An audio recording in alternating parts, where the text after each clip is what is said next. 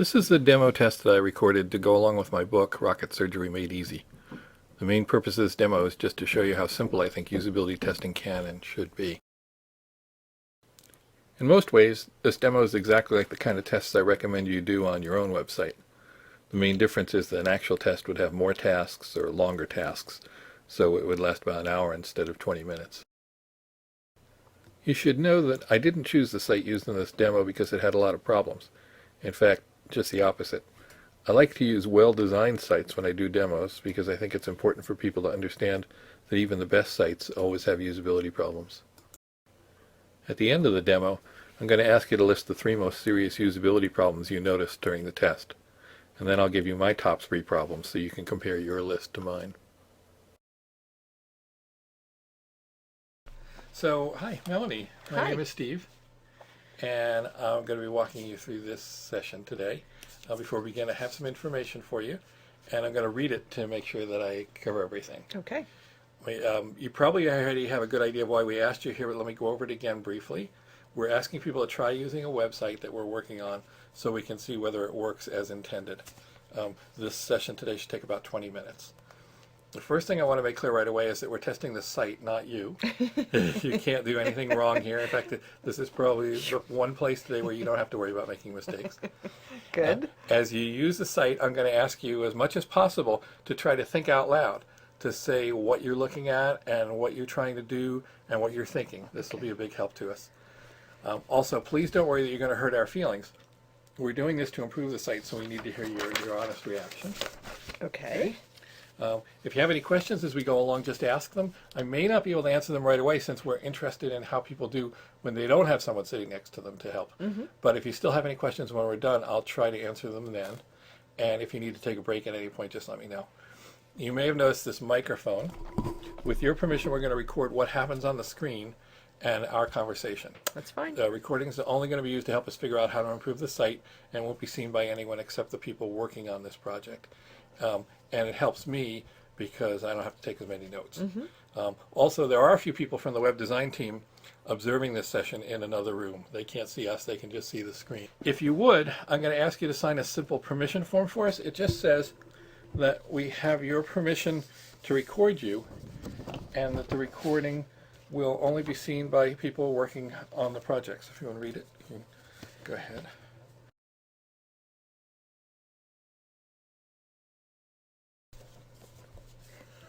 Okay.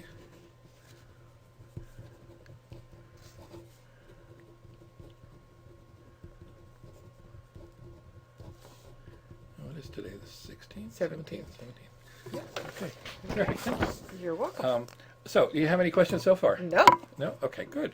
Ready to go. Before we look at the site, I'm going to ask you just a few quick questions. First, what's your occupation? What do you do all day? I am currently unemployed. I volunteer in a kindergarten class weekly. I was in healthcare for most of my adult life. In healthcare? In management, healthcare management. Oh.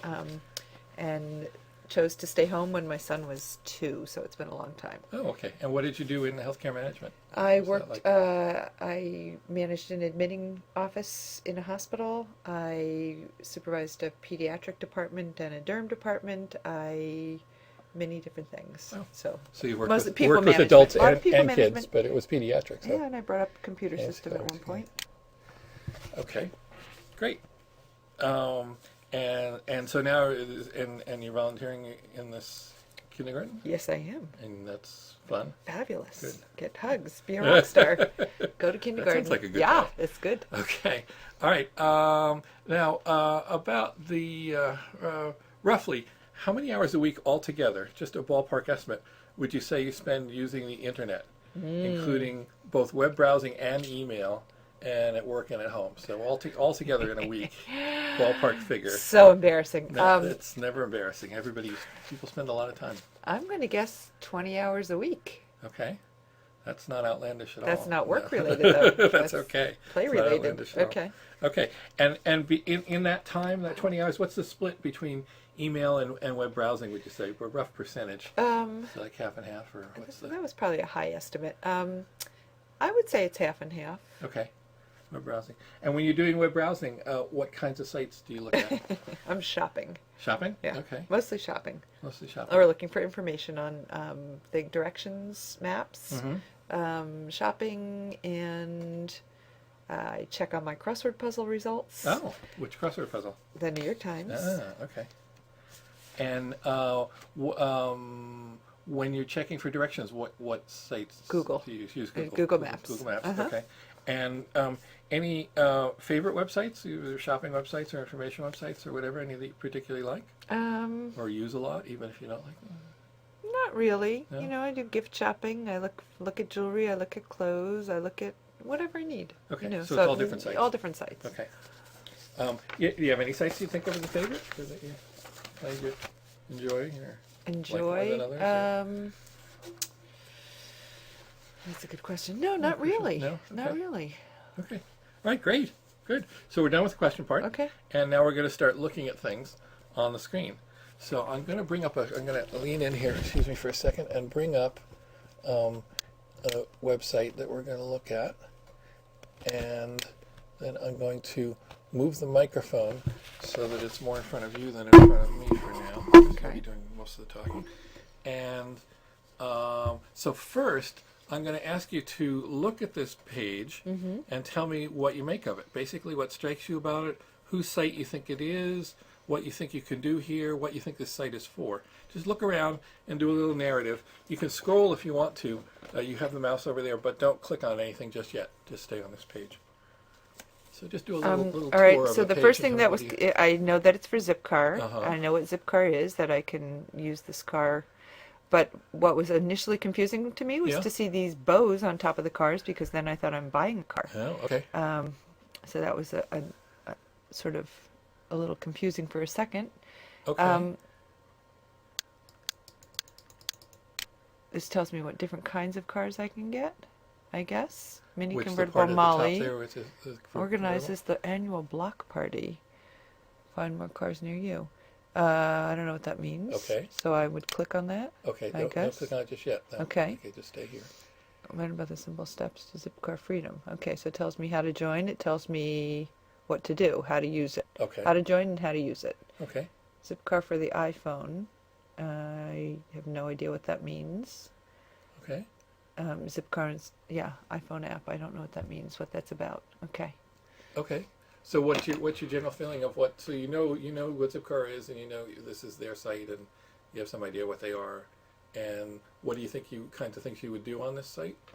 I guess I would learn how to get a car. Okay. I guess I would learn what cars are available to me. Okay. I don't know what that annual block party means. Yeah,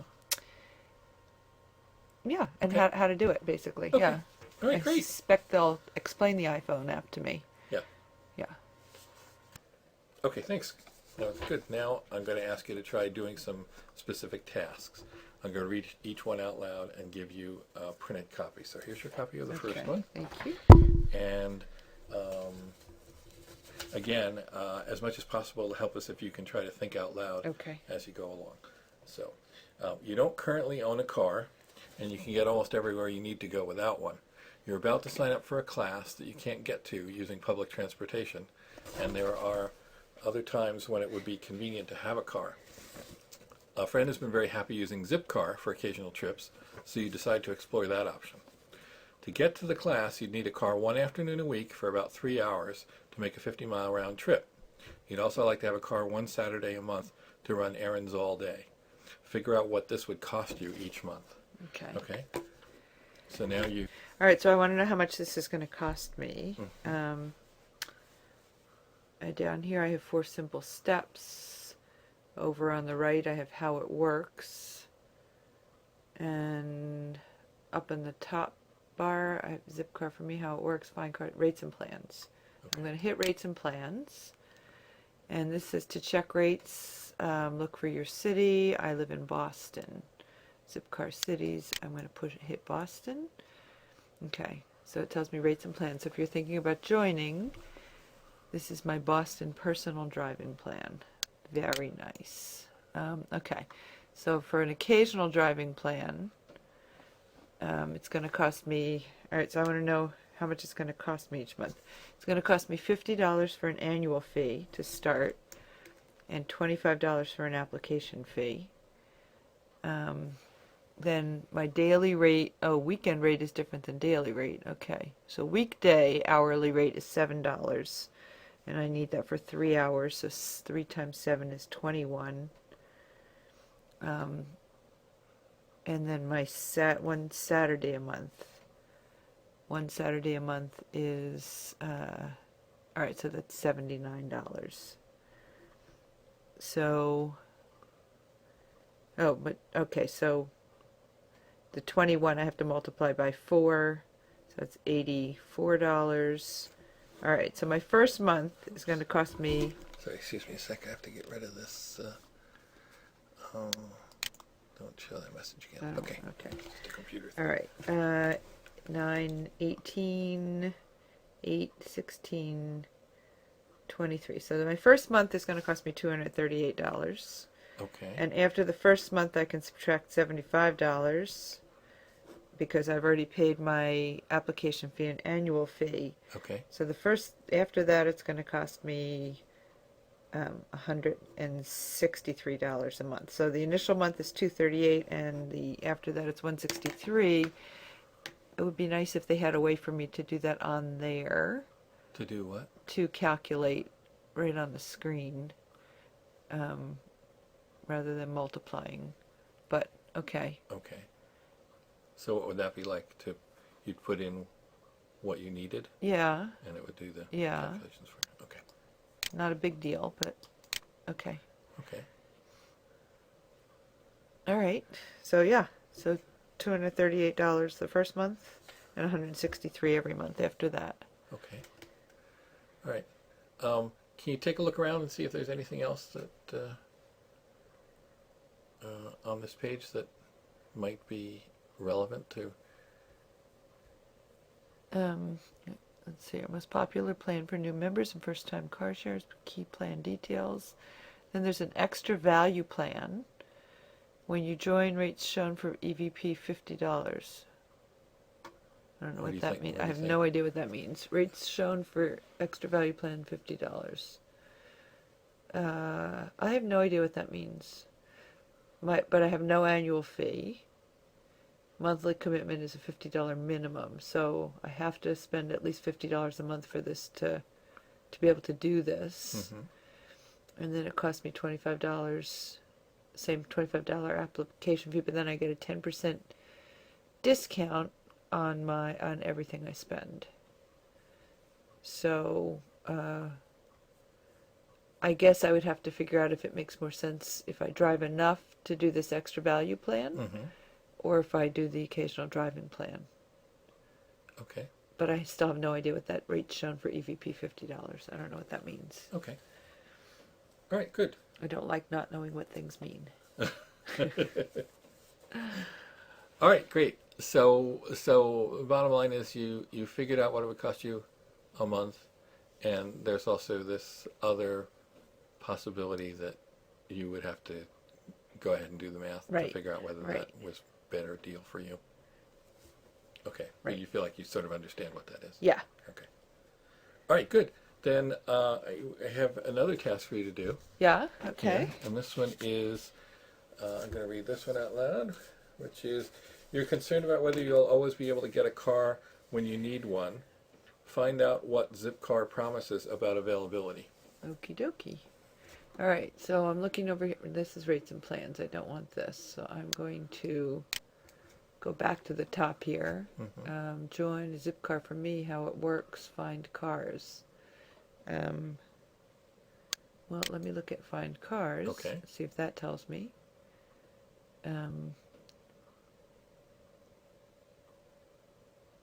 Well, let's see. This tells me to enter my address to find the nearest zip cars. Find cars by location. Well, this tells me where they are. I don't know if it tells me about availability, but maybe I'll look. Okay.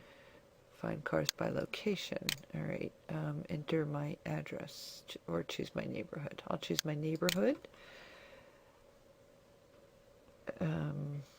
Let's see if they have my neighborhood.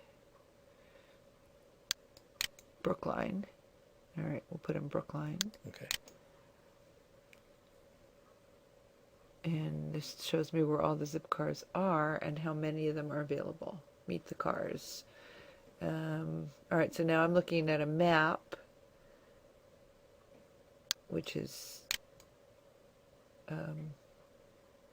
big old map. Let me find my neighborhood. Huh.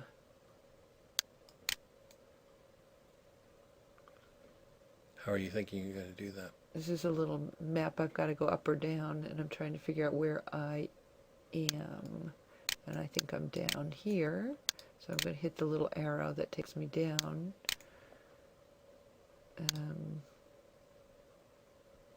Okay. But I'm not seeing anything here in my neighborhood. But it's still Brookline. I live in Brookline. But I don't see anything. All the little markers saying that there are cars there. I live in South Brookline, Yeah. but it's not telling me. So it's not showing me anything on this map Okay, about South that's Brookline. near you. Okay. Yeah. I don't know. I'm going to go back here and see if I can put in South Brookline and see if anything comes up. Okay. If they have it on here. They do not. Okay. Well. Maybe I'll put in my address. Okay. Okay.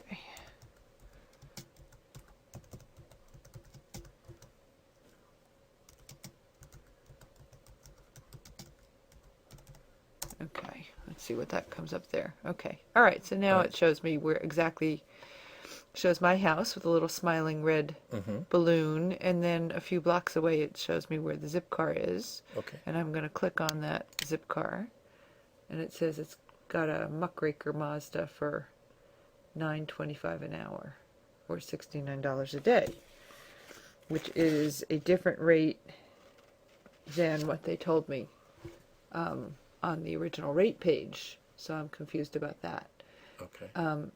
You expect it to be the same rate? Expect it to be the same rate, and I actually don't like that when that happens, and I often that's sometimes my frustration point when I'm on a site, and I just leave because I feel like I don't trust this whole thing, and I don't know what they're doing, and they're ripping me off. Okay. So I go away. All right. Can we try, now that you've come across that, can we go back to the specific task again and see if you can figure out what they promised you about? No, that was very good. Okay. That was perfect. But okay. I just want to see if you can find an answer to that specific question about whether you're always going to be able to get a car when All you right, need I'm one. going to look at a zip car for me. And I'm scanning down to see. I don't want a cute car to match my shoes. That's not what I'm looking for.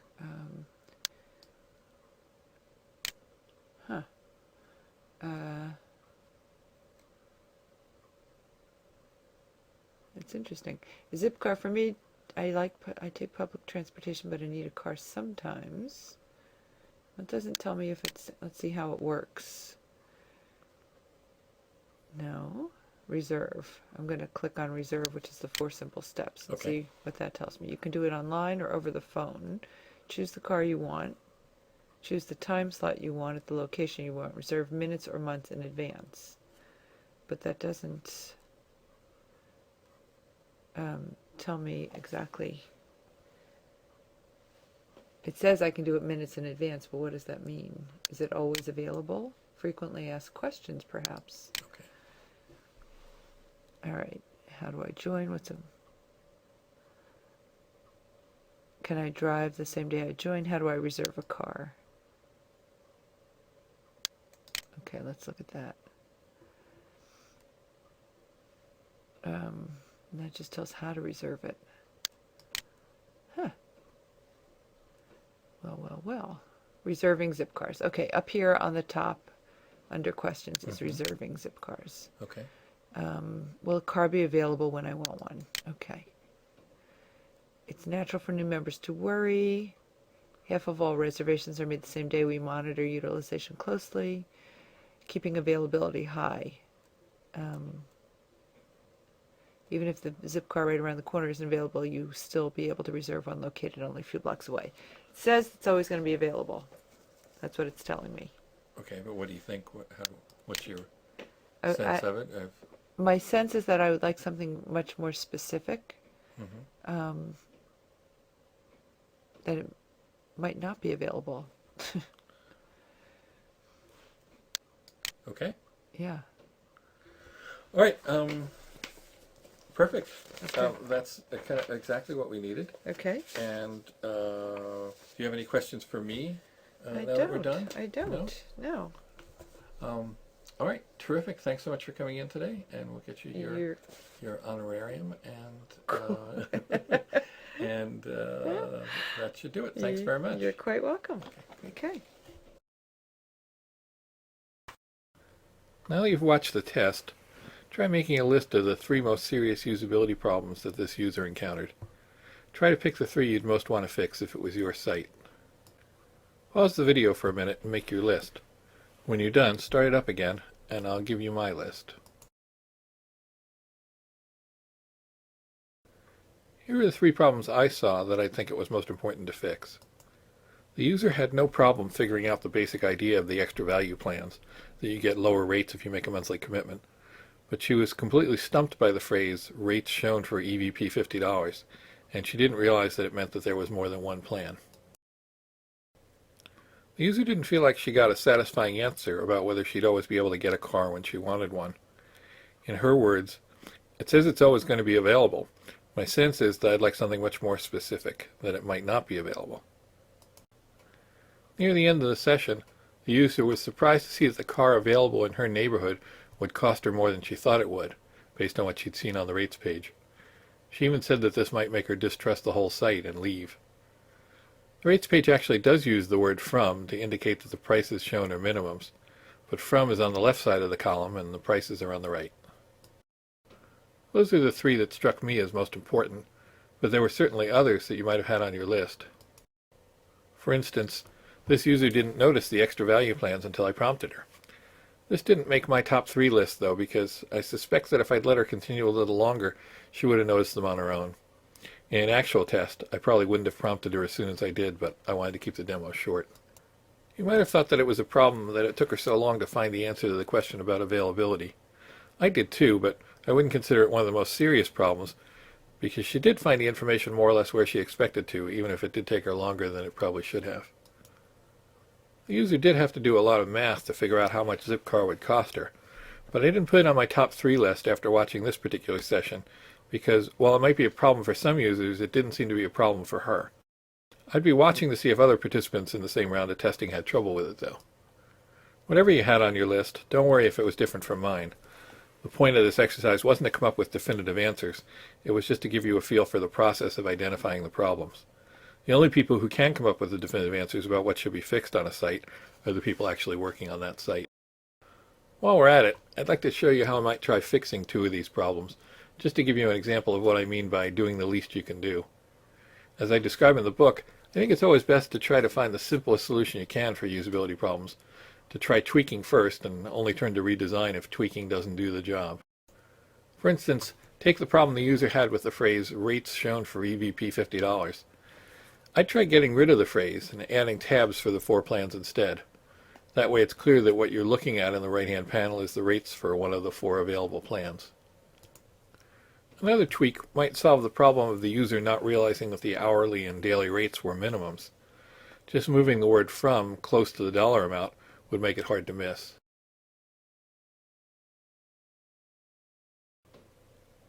Well, that's it. I hope this video has helped convince you that usability testing doesn't have to be complicated to produce a lot of useful insights. Whether you end up reading the book or not, I hope it encourages you to do some testing on your own website. You're also welcome to download the script that I use for testing at rocketsurgerymadeeasy.com.